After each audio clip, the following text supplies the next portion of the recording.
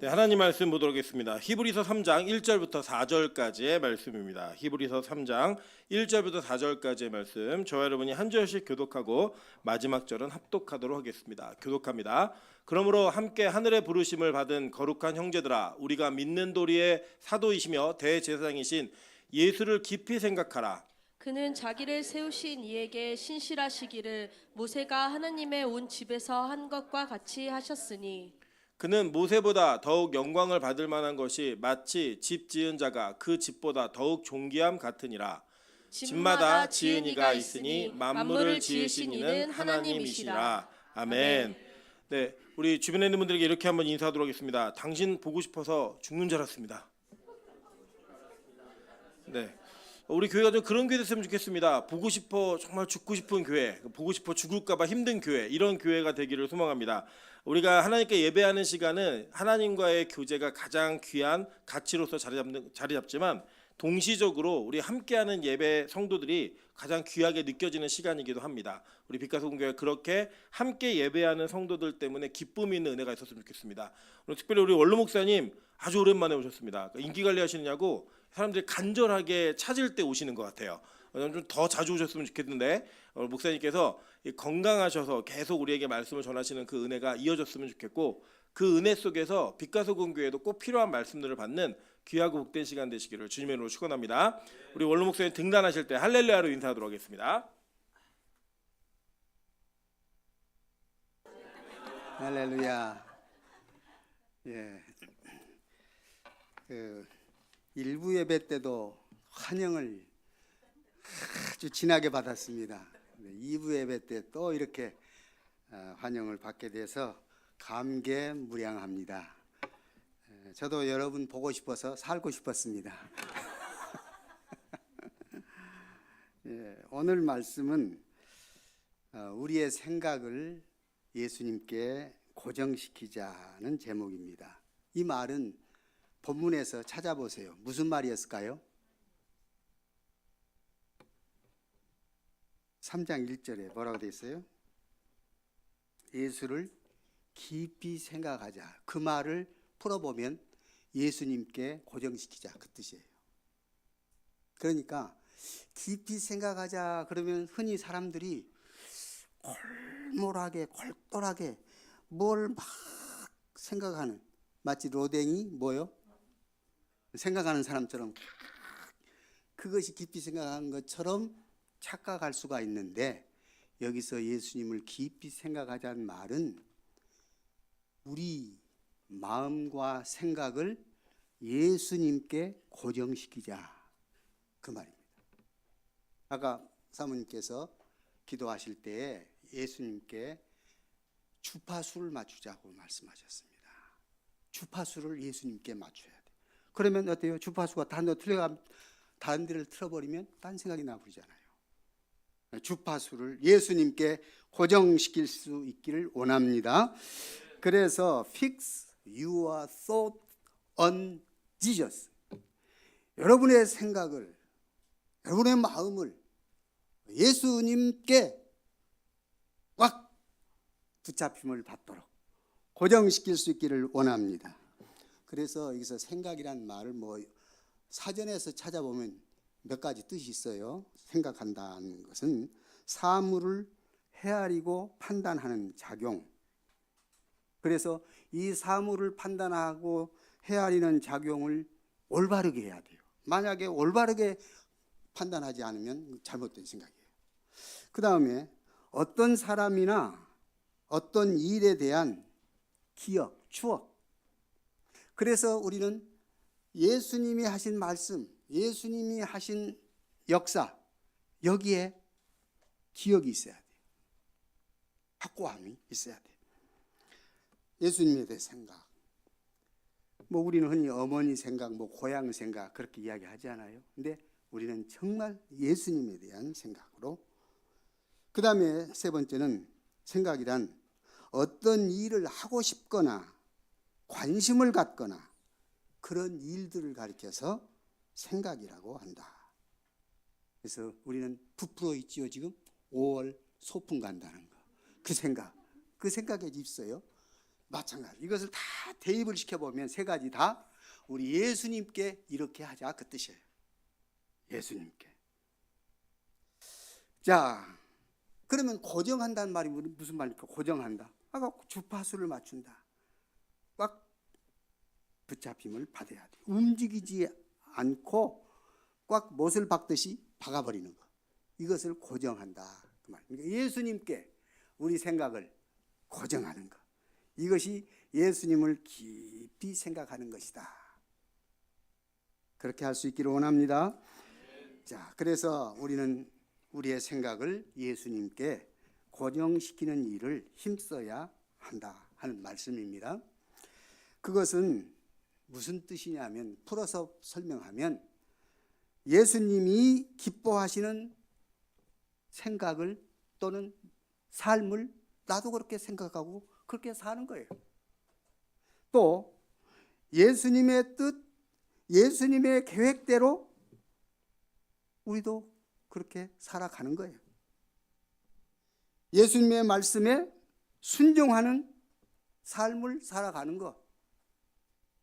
그러니까 늘 예수님 의지하면서, 오늘 아까 일부 예배 때 우리가 정말 예수님 성령을 의지하며 살아가는, 성령의 지혜를 받으며 성령의 인도를 받으며 사는 삶이라고 했는데 바로 그겁니다.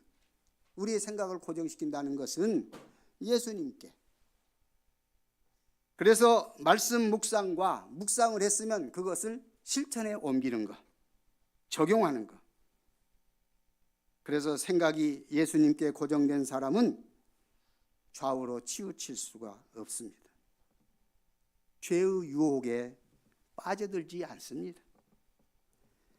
그런데 사탄은 꼭 유혹하지요.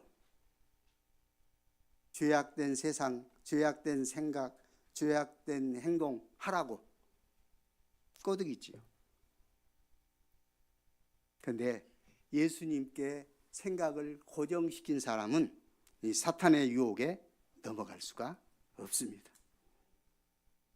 사탄은 우리 마음에 꼭 두 마음을 갖게 해가지고 우리를 유혹합니다. 그래서 우리 눈이나 우리 생각을 다른 데로 분산시켜요. 유혹합니다. 그럼 어떻게 우리 생각을 예수님께 고정시킬 수 있을까요? 우리는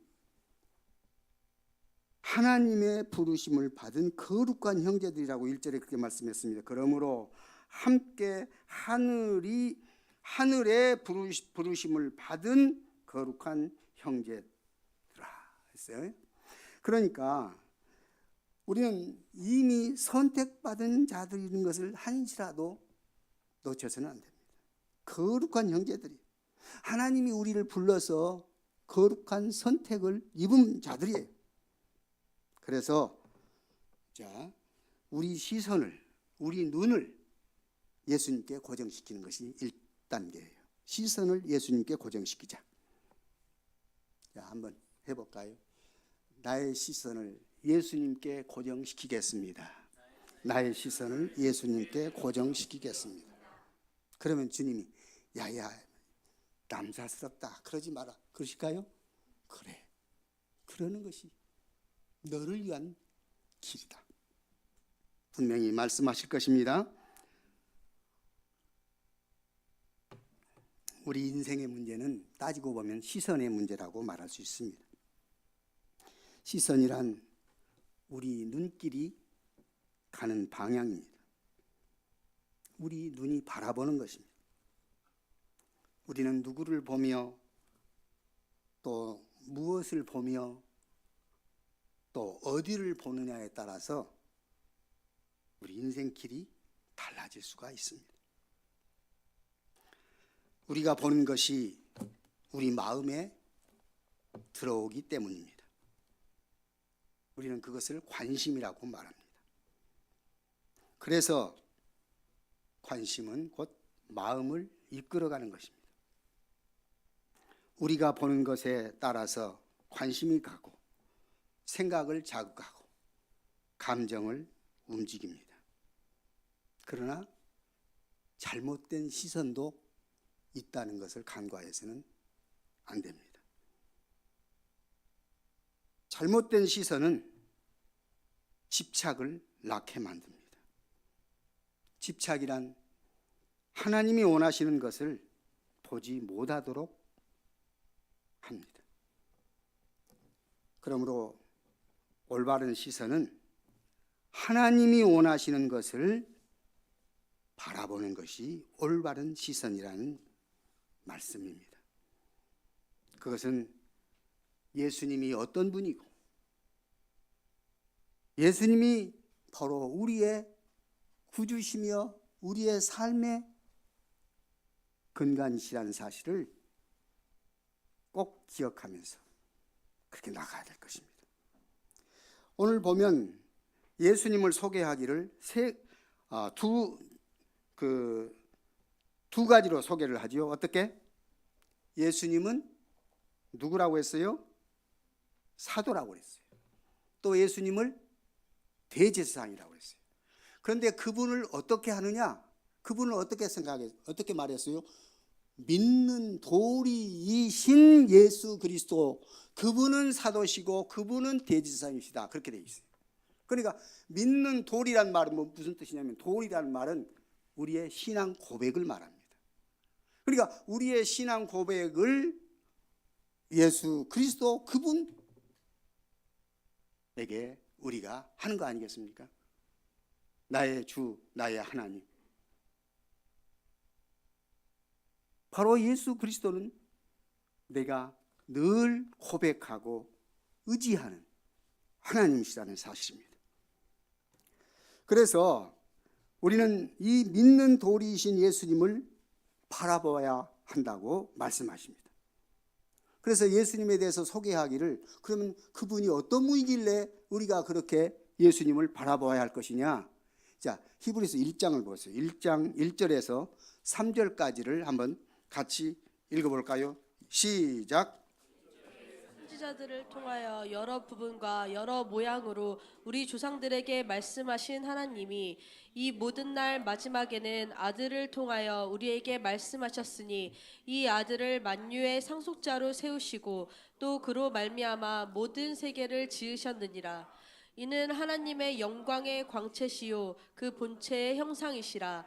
그의 능력 의의 말씀으로 만물을 붙드시며 죄를 정결케 하시는 일을 하시고 높은 곳에 계신 지극히 크신 이의 우편에 앉으셨느니라. 아멘. 예수님에 대해서 아주 자세하게 소개하고 있어요.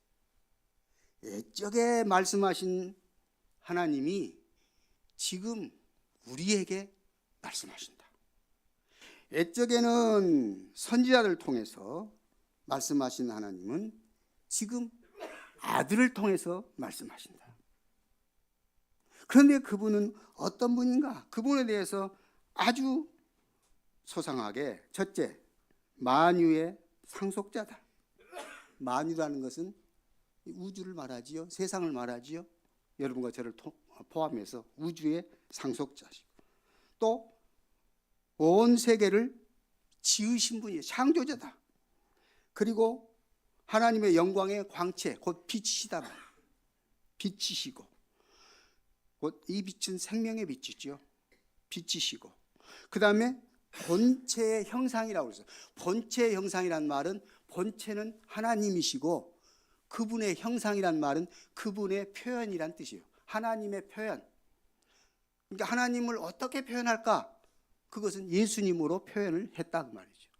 표현이고, 그 다음에 그의 능력의 말씀으로 만물을 붙드신다. 붙드신다는 것은 지금도 우리를 유지하고 관리하고 계신다 그 말이죠. 하나님은 만물을 창조해 놓으시고 나몰라라 그러지 않아요. 창조하시고 그 창조물을 지금도 다스리시고 지배하시고 함께 하시고, 네, 지금도 유지하고 계세요. 만물을 붙드시고, 그 다음에 죄를 정결케 하는, 정결케 한다는 말이 무슨 말이에요? 죄를 씻어주시고 깨끗게 하신다. 죄를 깨끗게 하시고, 그 다음에 맨 마지막으로 지극히 높으신 분, 곧 하나님 보좌 우편에 앉으신 분이다. 정확하게 예수 그리스도에 대해서 아주 근원부터 소개를 합니다. 그러므로 이 예수님을 바라보는데 우리 생각을 고정시켜야 된다. 그래서 예수님을 바라보는 것을 우리는 고정해야, 우리 시선을 예수님께 고정해야 된다 하는 말씀입니다. 자, 그래서 그러면 믿음의 도리이신 우리의 신앙 고백을 예수님께 드리고 있는데 그 예수님은 누구냐? 사도라고 해요. 사도란 뜻은 무슨 뜻이라? 보냄을 받은 자란 뜻이죠. 그 누구에게 보냄을 받았다고요? 하나님께서 예수 그리스도를 보내주셨어요.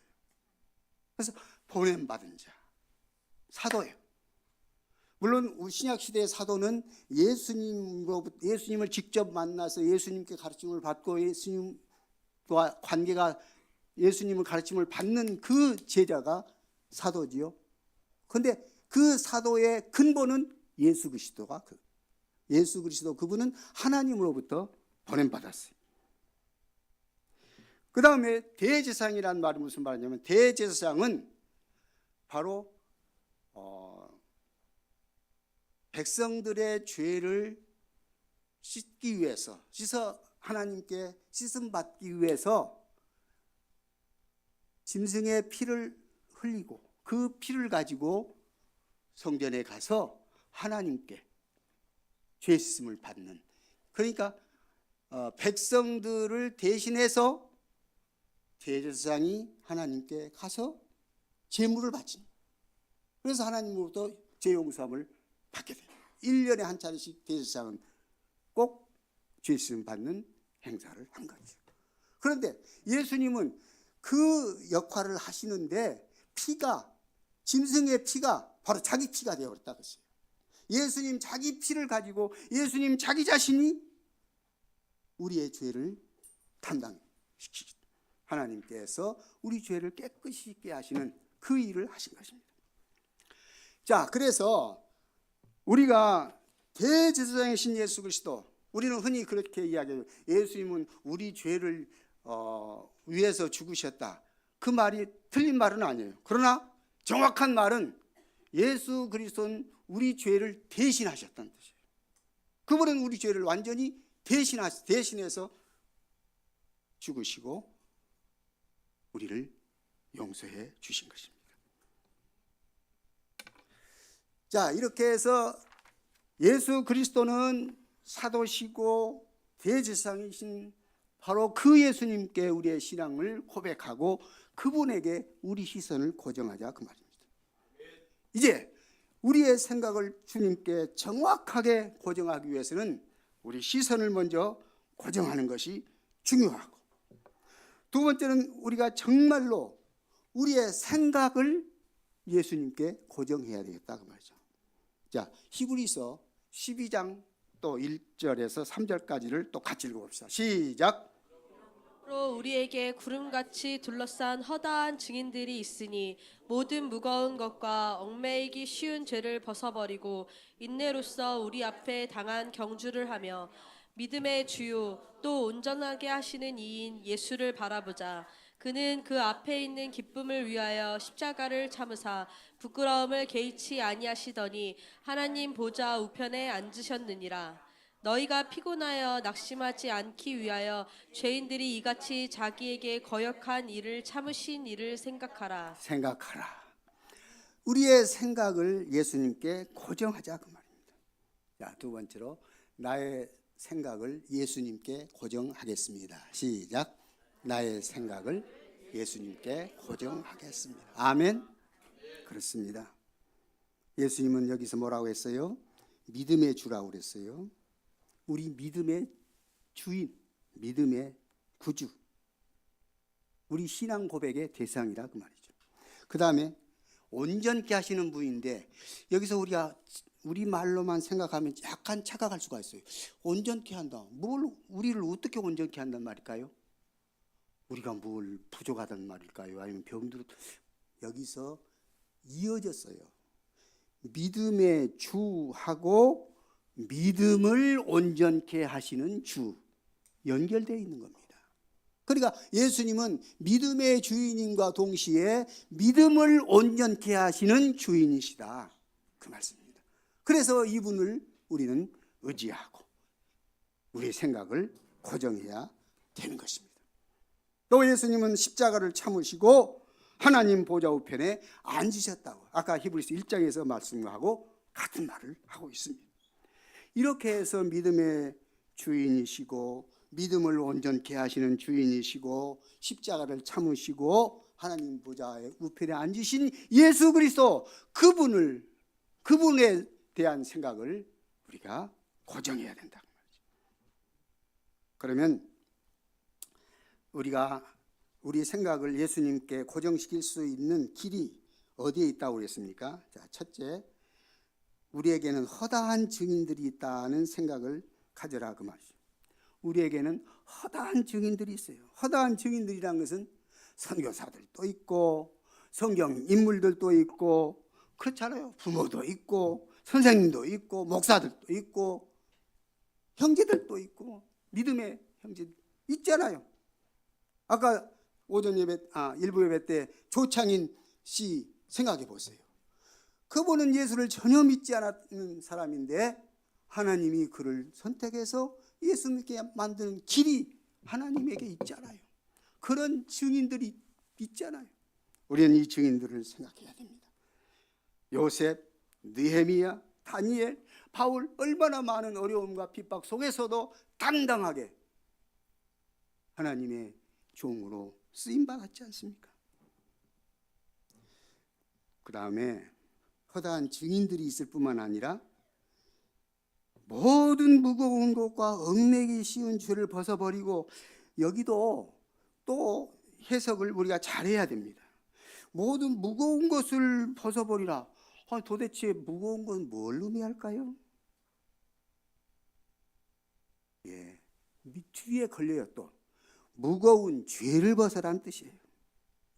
그 다음에 얽매이기 쉬운 죄를 벗어라는 뜻이에요. 그러므로 여기서 내용은 죄를 벗어라 뜻이에요. 죄를 벗어나.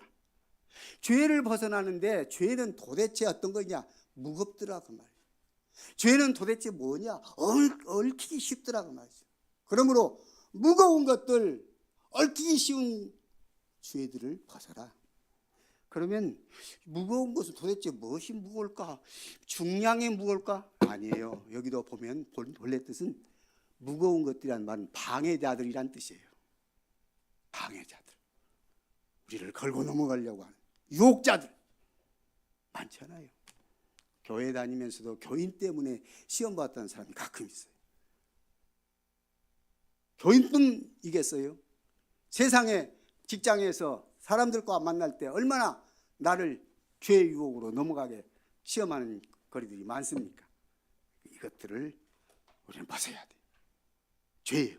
죄악된 생각 버려야 돼. 힘들고 괴로워도 피곤하여 낙심하기 쉬운 죄들 벗어버려야 돼요.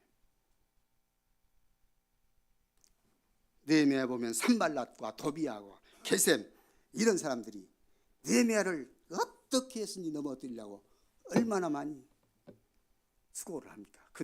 그러나 그들의 수고는 헛것이죠. 느헤미야는 하나님의 말씀 안에서 기도하고 하나님이 주시는 은혜와 지혜로 일을 처리하지 않습니까? 죄는 이렇듯 방해자들이 많아요. 죄는 이렇듯 얽매기 쉬운 것들이 많아요. 얽히기 쉬운 것들이 참 많아요. 그렇잖아요. 어떤 사람은 주의 일을 열심히 하다가 시험 걸리는 사람이 있다고 하잖아요. 열심히 해요.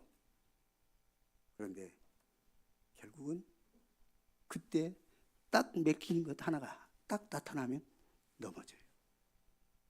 얽히기 쉬워요. 이런 것들을 벗어야 돼. 빨리 벗어야 돼.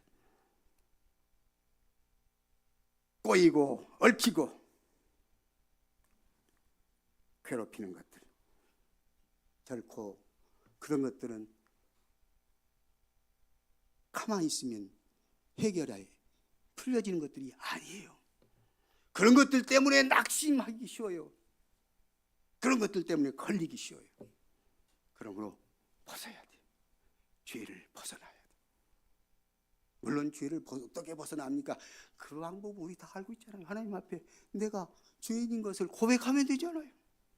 내가 어떤 시험거리가 나타나려고 하면 하나님 앞에 무릎 꿇으면 되잖아요. 하나님이 가르쳐 주시지요. 내 안에 성령님이 계시는데 성령님께서 보여주시고 가르쳐 주시고, 네가 지금 거기에 너의 뜻이 들어가 있다. 너의 생각, 너의 고집, 너의 교만 그 속에 있지 않느냐? 주님 가르쳐 줄 거예요. 그러면 엎드리면 돼요. 주여, 그렇습니다. 우리의 습관, 태도, 생각, 사고를 예수님께 고정시킬 때 예수님과 함께 누리는 충만하고 아름다운 복된 기쁨 누릴 수 있기를 원합니다.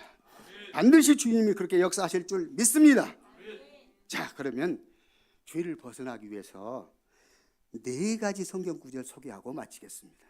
첫째, 예수님께 늘 믿음의 고백을 하십시오. 로마서 10장 9절 10절 읽어봅시다. 시작. 내가 만일 내 입으로 예수를 주로 시인하며 또 하나님께서 그를 죽은 자 가운데서 살리신 것을 내 마음에 믿으면 구원을 받으리라. 아멘. 사람이 그다음에 마음, 10절 시작. 사람이 마음으로 믿어 의에 이르고 입으로 시인하여 구원에 이르느니라. 입으로 시인한다는 것은 고백하라는 뜻이에요. 고백. 네, 고백하는 거예요. 그 다음에 마음으로 믿는다. 그것은 예수님께서 내 죄 때문에 주님이 죽으셨고 그 죽음에서 다시 살아나셨다는 사실을 내가 믿어요. 그러니까 예수님은 그리스도시다. 예수님은 나의 주시다.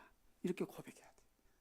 우리는 예수님이 구주시다는 것을 늘 고백해야 돼요. 입으로 시인하고 마음으로 믿어야 돼요.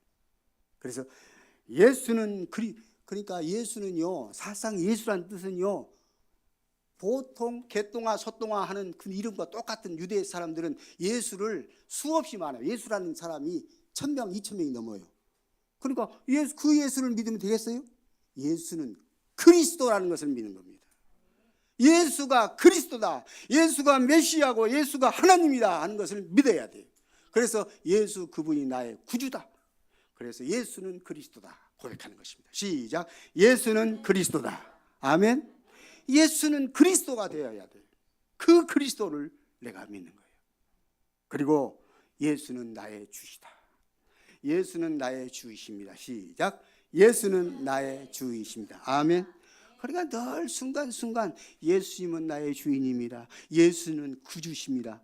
예수는 그리스도십니다. 요 고백들을 해야 돼요. 그 다음에 두 번째로 예수님께서 늘 내 마음에 계시게 해야 돼요. 그 말은 무슨 말이냐면 안 계신 적이 없어요. 그러나 예수님의 인도를 내가 늘 받는 것이 예수님이 내 마음에 계시게 하는 거예요. 예수님의 지배를 늘 받아야 돼요. 자, 에베소 3장 17절입니다. 에베소 3장 17절 시작. 믿음으로 말미암아 그리스도께서 너희 마음에 계시게 하시옵고 너희가 사랑 가운데서 뿌리가 박히고 터가 굳어져서. 그렇게 해서 계속 주님의 인도를 받아가면 돼요.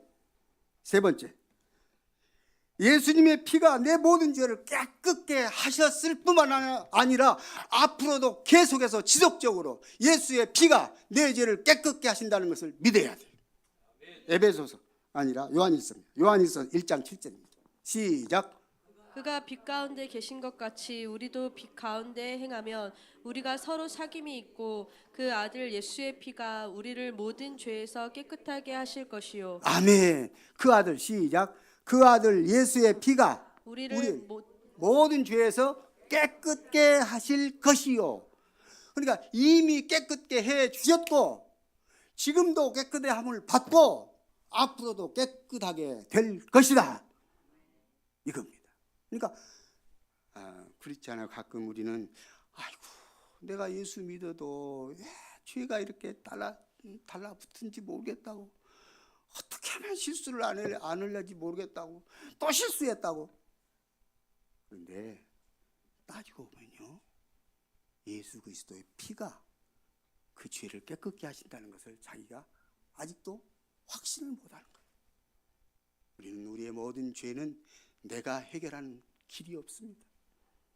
내가 성인이 되면 죄가 없어진다고요? 천만의 말씀. 목사가 되면 죄가 없어질 거라고요? 만만의 콩떡. 절대 그렇지 않습니다. 요즘에도 정말로 요즘에 그 좀 나쁜 말로 표현하면 지랄 같은 목사들 있잖아요. 하나님, 당신 내 말 안 들으면 죽어? 이런 사람도 있더라니까요. 이런 엉터리 같은 목사가 어디가 있냐고요. 그런데 거기를 따라다니는 사람들이 지금 수천 명, 수만 명이요. 얼마나 이건 본인도 하나님 앞에 큰 죄를 받을 뿐만 아니라 따라다니는 사람이 다 잘못된 거예요. 우리는 분명히 알아야 됩니다. 예수의 피가 내 죄를 깨끗게 하시는 거예요. 예수의 피가. 마지막으로, 그러면 아이고 이렇게 하면 되겠는데요. 그런데요, 그래도 잘 안 될 때가 있던데. 당연하지. 잘 안 될 때가 있다는 것을 생각해야지. 그러잖아요. 주님이 인도하시고 주님이 역사하셔야 된다는 것을 알아야 돼요. 그래서 우리가 늘 베드로전서 5장 7절 말씀, 저는 목회할 때요, 목회 지금 비과성교에서 제가 목회를 30년 했어요. 30년 하면서 1년에 몇 차례씩은 제가 베드로전서 5장 7절을 이야기했을 거예요. 거기 영어 성경으로도 제가 막 이야기했는데 알아들으려고 몰라가 모르. Let him have all your worries and cares, for he is always thinking about you and watching everything that concerns you. 그렇게 말씀했어요. 뭐예요? 염려와 근심거리를 하나님께, 주님께 맡기시오. 여기 영어성 다른 성경에는 캐스트라고, 캐스트, 버리라고 했어요. 던지라고 했어요, 예수님께. 근데 리빙 바이블에서는 Let him have all your worries and cares. 모든 염려와 근심들을 주님에게, 주님이 가져가도록 하게 해라. 그러니까 주님이 가져갈 수 있도록 해주라. 그러면, 왜냐하면 그분은 항상 당신을 생각하고 계실 뿐만 아니라 항상 지켜보고 계신다. 생각하고 계시고 항상 지켜보고 계신 그분에게 염려를 맡겨라. 그러니 왜 내가 염려하려고 그러냐고 말이죠. 내가 염려하려고 하니까 문제가 터지는 거죠. 우리는 염려를 주님께 맡길 수 있기를 주 예수 이름으로 축원합니다. 그래서 우리의 생각을 우리 주님께 고정하자. 시선을 고정하고 생각을 고정합시다. 기도하겠습니다. 하나님께서